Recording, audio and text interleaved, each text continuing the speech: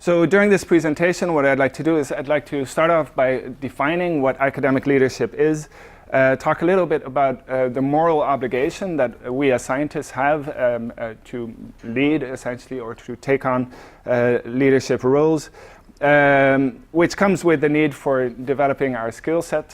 So that doesn't only pertain to the ability to lead and manage and supervise, but also the knowledge that you need to be able to do so, or the skills that you need to be able to do so. And subsequently, I'll talk a little bit about the institutional context in which our careers unfold and what implications that has for developing this kind of a skill set. So what is academic leadership? Well, first off, we can wonder whether leadership is a quality of the person or the position. So we look at universities and we see professors and we typically think of them as the leaders. But in my mind, I think anyone who conducts research, even from the master's programs where students conduct research towards their master's theses, anyone can take on leadership qualities. Okay, so I think the onus is on us all as researchers to lead wherever we are in the career ladder. So when I look at academic leaders, I think it's not so much related to the position that people are placed in, but to the particular qualities that they have in interacting with their environment. And I think leadership in academia also requires a very unique and very heterogeneous skill set, something that I'll return to in a few moments. So when I was thinking about how to define leadership, I think it has to do with positive impact, okay? And so I conduct most of my research on people, so I ask people to fill in questionnaires and things like that. Now, clearly that comes with responsibilities towards treating those people well, thinking about how our research participants may be adversely affected by participating in research.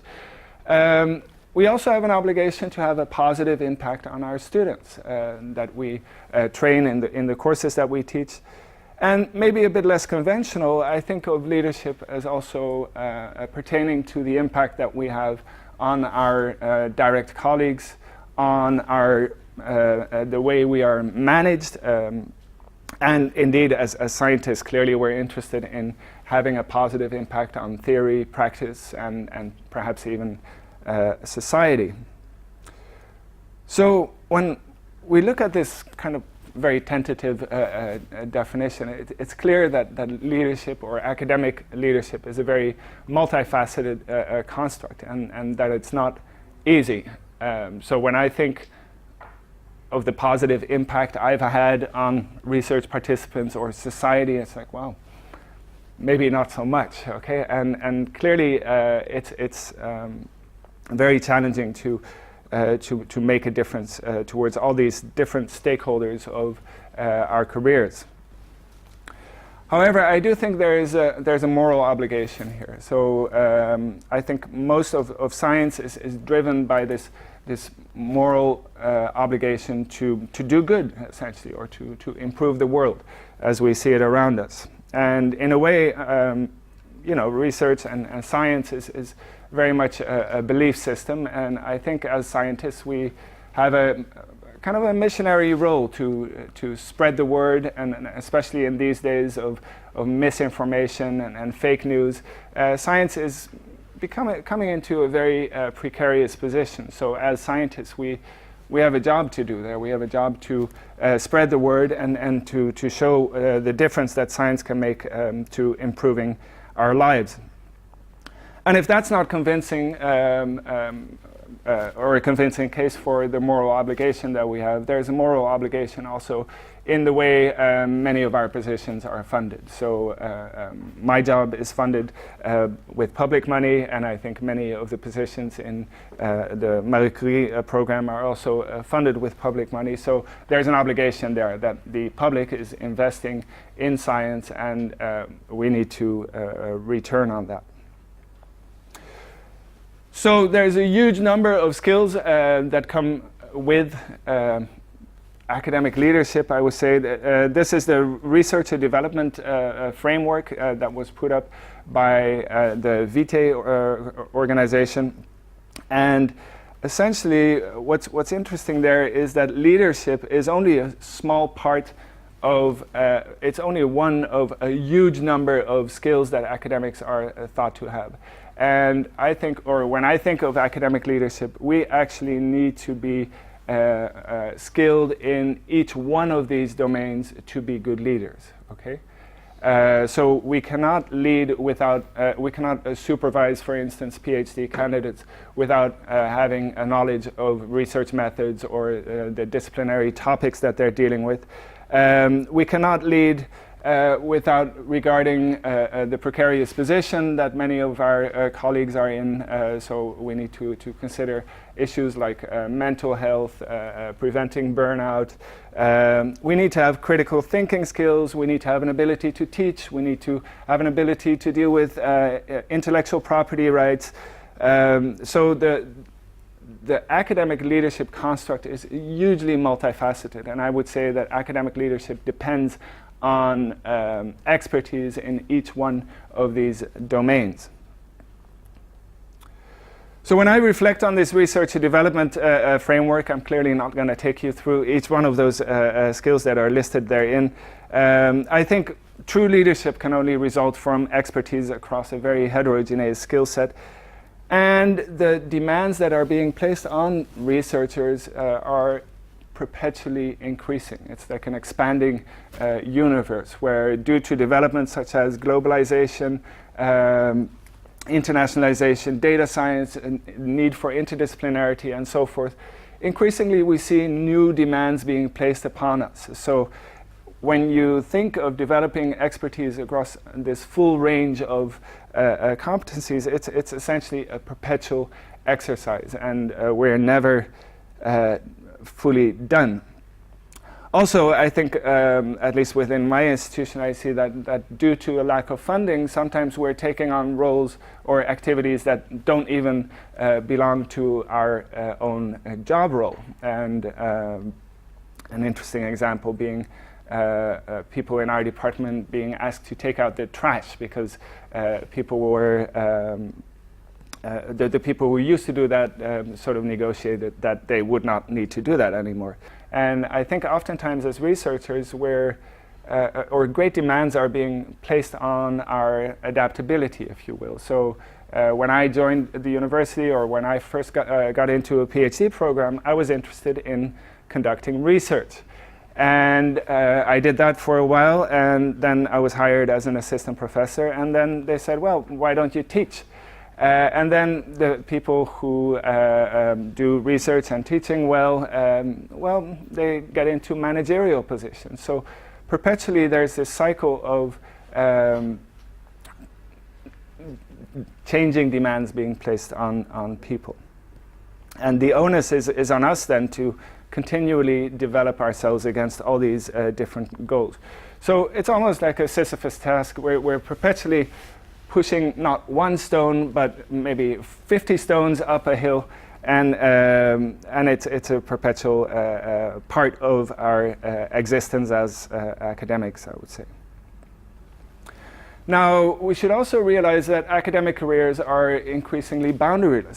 So many institutions don't have the same number of positions at the top of the hierarchy as they do at the bottom. So that implies that many people will be increasingly mobile from university to university, but perhaps also through crossing the divide into the corporate world. Now, I think that's a good thing. So I think that this idea of the boundaryless career is nice in the sense that we get to go places, we get to ensure that there's a healthy exchange of ideas and that people actually collaborate with people from different disciplines or different nationalities and so forth. However, there's also a bit of a darker side to this. So we see these up or out tenure tracks that essentially imply that if you don't perform up to a certain nearly impossible criteria, you're going to be sacked.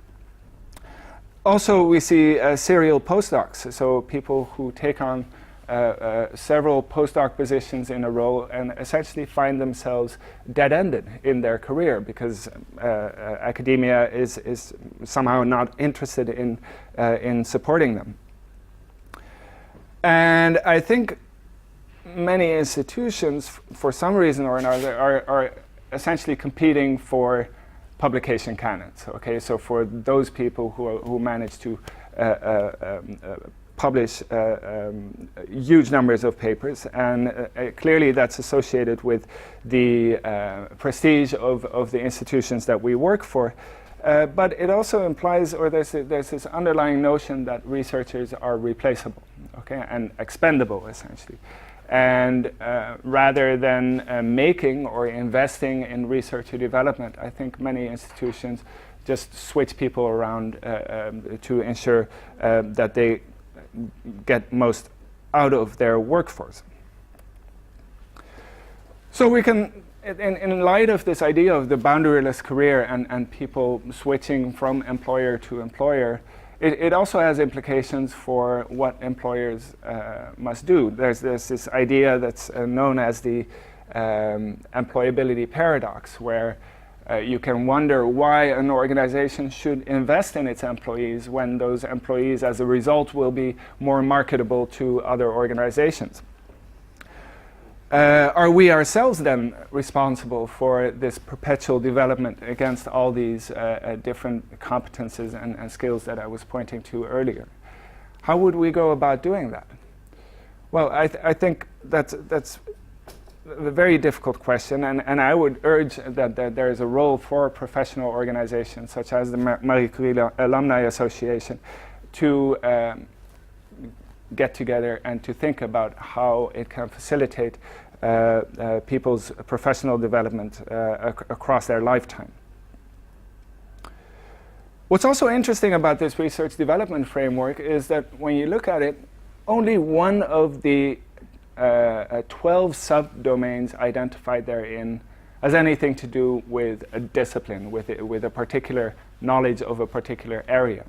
And as academics, so as a researcher, the way I think about conducting my research and going about my work, I always have the idea that I must be read up on the literature and that I must expend a significant effort to know that I'm on top of whatever is happening within my discipline. So when we look at the fact that there are 11 skills that are kind of transversal, that can be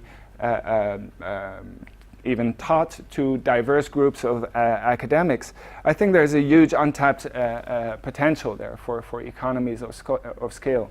And I think at the same time that it's not the universities who are going to invest in this. So we need to develop sort of meta-organizations that look for synergies there and developing courses for particular skills and doing that very well. So Gabor and I were involved in managing the EduWorks project, which is a project that was concluded last year. And as a result of that project, when we got into that, we looked at the proposal once it was granted, and we looked back at everything that we had promised. And there were these summer schools, and we're like, wow, what are we going to do in these summer schools? How are we going to facilitate the development of our researchers? And we actually put a lot of thought into it, but we had nothing to go on, nothing to base ourselves on. And essentially we developed these summer schools from scratch and put a lot of effort into finding courses and trainers that would be able to train our researchers. And then we also sort of realized nearing the end of the project that all this effort that we had put into this would go wasted, essentially, at the end of the project. So we put some more thought into it and recently launched kind of a spin-off organization known as SciLink. And what we intend to do with this organization is to basically serve as a hub for training or transversal skills training of researchers. And it's a non-profit organization. So essentially what we want to do is we want to find top-notch trainers from across the world to train courses to researchers who might be interested in participating. So I've talked a little bit about the boundaryless career, and here's quite a lengthy definition of employability. What struck me about this definition is the part where it essentially says that employability is an interaction. It's an interaction between person and the environment. Okay, so it's not only people who are responsible for their employability, and it's borne out in even greater detail here, where it's stated that the crux of the capability concept lies in the combination of various meanings of can, which refer to being able to, having opportunities, and being facilitated and allowed. Okay, so there, I think, is very much, even though many universities might not be picking up on this, I think there is a responsibility there to facilitate the employability of their employees. And this employability paradox I've already talked about to some extent. When I reflect upon my career so far, it's felt oftentimes very much like I'm swimming up a river, okay? And the demands that are being placed on individual researchers, and I don't think this is just true of my own institution, but the demands don't come with the support that is needed to excel, essentially. So what I was telling you earlier about coming out of my PhD and landing a job as an assistant professor, essentially my university said, okay, well, here are your courses, good luck. Okay, and there was no content. I had never stood in front of a crowd to teach lectures and things like that. And essentially I had to develop all these skills on my own. Similar when we landed the EduWorks project, clearly we were super happy, but we'd never, or Gabor, that's not really true of Gabor, but I'd never had a lot of project management experience. So there were a whole bunch of skills there that I needed to acquire. And I think there's a role for institutions to play that. Now in academia, I think there's a whole bunch of kind of perverse paradoxes or assumptions. So one is that teaching input results in research output, that publication criteria and up or out tenure tracks yield quality research. I would actually urge, I don't know how it's in your field, but in my field we basically end every publication saying there is a need for longitudinal research. Okay, and when you think of that need, that doesn't sit very well with publication criteria, where researchers are being asked to publish on a yearly basis. So who's going to engage in a longitudinal research project when you know that by the end of the year you need an A publication? There is no upper limit to research output. And I think this is an important one, and I myself was guilty of this in supervising our PhD. Basically, I was telling them, the more publications, the better, you know. So go for it. 1 A publication, great. 2 A publications, even better. And there's this sort of assumption that dynamic can go on forever, and we see highly successful people around us with 20 or 30 publications a year, and you start to wonder, well, how do these people manage this? And I would say that it's not possible. Okay, it's not possible to do that and live a healthy life. So I think we need to think very carefully about how this incentivization works, and maybe institutions should say, well, there's going to be a cap on the number of publications that we're going to ask you to put out. In the Netherlands, we also had a case of a very highly successful and prolific publisher. His name is Diederik Stapel, and as it turned out, he was forging all his data. So I think this whole system creates wrong incentives, and at times we may need to think about how we can slow people down and how we can give people the time and the resources that they need to develop the skill set to do good research and to demonstrate academic leadership. And there's, well, I've already talked about it, but there's this assumption that people who can do research well can teach well, and that people who can teach well and do research well make very good managers, which I don't think often holds.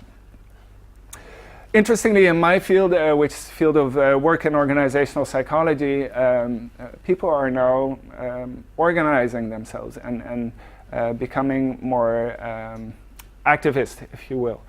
So I was at a conference called The Future of Work in Organizational Psychology early this year. And what I saw there, I found to be quite shocking. So we sat in a session like this, and people were reflecting on their careers and on their career progress.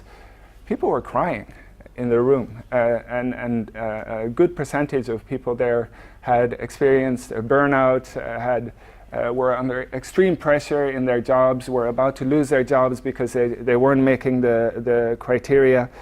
And as a result of that meeting, we're now writing this manifesto where we want to signal clearly to ourselves, but also to the institutions that we work for, that there are limits to the demands that can be placed on us, and that also we have responsibilities. So we have a responsibility to take care of ourselves, of our mental health. We have responsibilities of the people we supervise, of how we work, of how the publication system is organized. And I think these are very important developments, because in my mind only good can come out of this. So some personal lessons that I learned in the EduWorks project is, first off, that interdisciplinary research is very hard. In English, there's a nice proverb that goes something like, to a person with a hammer, every problem looks like a nail. And all too many people go through their careers using one type of method and applying that in their research. Now, clearly, there's a lot to be gained from this idea of interdisciplinarity, and for me personally, it entailed getting into data science.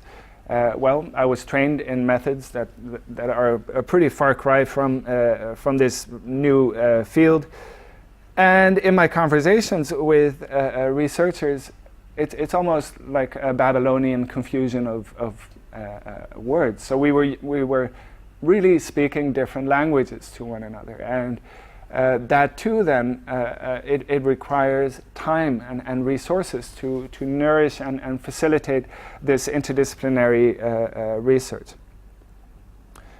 What I also found a great challenge in sort of taking on this management role is to balance ESR autonomy with support. And so initially we were thinking, well, maybe having hired these ESRs, we should give them time to take ownership of their topic and to come up with some ideas that they'd be interested in researching. But in hindsight, I think this kind of sink or swim approach may not have been ideal, and maybe some of these researchers should have received greater support.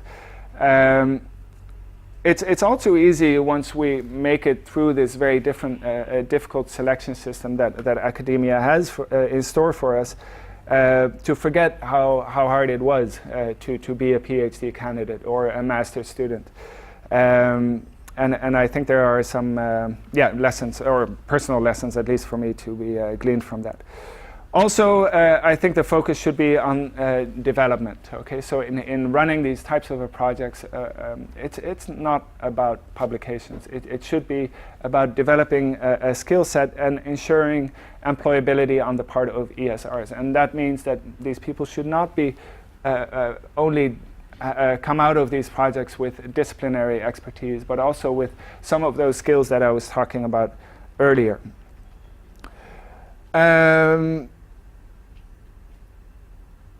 Right, yeah, so we should take a holistic approach to developing our ESRs.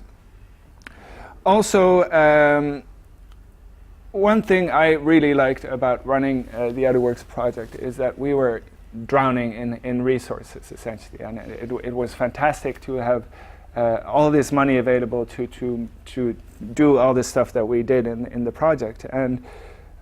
But at the same time, I'm thinking that should not be a luxury. We should be put in a position where we can thrive. Okay,